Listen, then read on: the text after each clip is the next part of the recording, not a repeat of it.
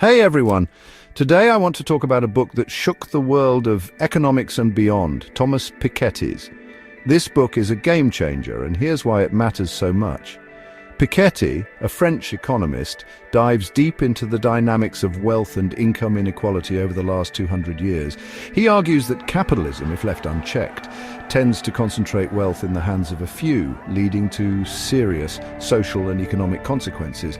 Let's break down some of the key points. First, there's Piketty's central argument. If you go G, sounds simple, right? R is the rate of return on capital. Think profits, dividends, rents. G is the rate of economic growth, like income and output growth. When the return on capital exceeds the growth rate of the economy, wealth accumulates faster than income, creating greater inequality.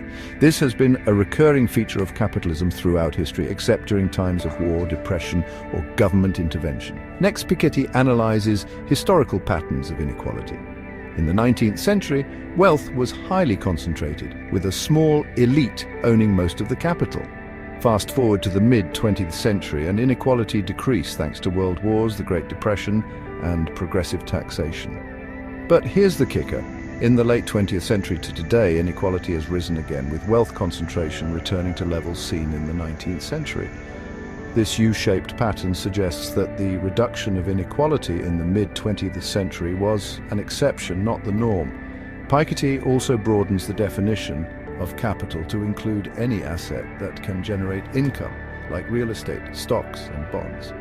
He argues that inherited wealth plays a big role in perpetuating inequality. Those who already own capital can reinvest their returns and grow their wealth exponentially.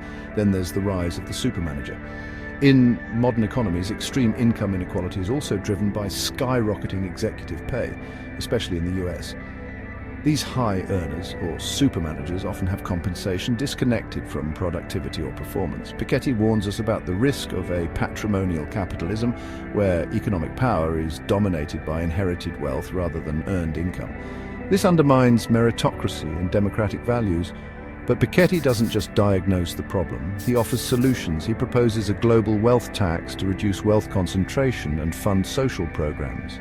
He advocates for higher income taxes on top earners and calls for greater international cooperation to track wealth and prevent tax evasion. Of course, the book has its critics. Some economists argue that Piketty's data is incomplete or misinterpreted. Others question the feasibility of a global wealth tax. And some point out that technological innovation and education can mitigate inequality, which Piketty might underemphasize. So, why is important? It's more than just an economic treatise, it's a call to action. Piketty challenges us to rethink the structures of our economy and consider how we can create a more equitable society. Whether you agree with his solutions or not, the book has reshaped how we talk about inequality and capitalism. Here are some key takeaways. 1. Inequality is not an accident, it's a feature of capitalism. When ERG1, historical data shows that wealth concentration tends to rise over time unless checked by policy. 1. Addressing inequality requires bold solutions like wealth taxes and progressive policies. 1. The future of democracy and meritocracy depends on how we manage wealth distribution. So what do you think? Do you believe a global wealth tax is feasible? How can we balance economic growth with reducing inequality? What role should governments play in addressing wealth concentration? Let's discuss in the comments below. Don't forget to like, share, and subscribe for more thought-provoking content. Thanks for watching.